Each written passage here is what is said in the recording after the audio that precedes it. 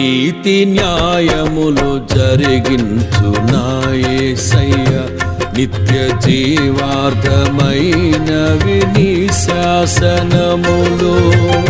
నీతి న్యాయములు జరిగించు నా యేసయ్య, నిత్య జీవార్థమైనవి నీ శాసనములు. వృద్ధి చేసితివి పరిశుద్ధ జనముగా, నీ ప్రియమైన స్వాస్థ్యమును. రద్దు చేసితివి ప్రతివాది తంత్రములను, నీ రాజదండముతో.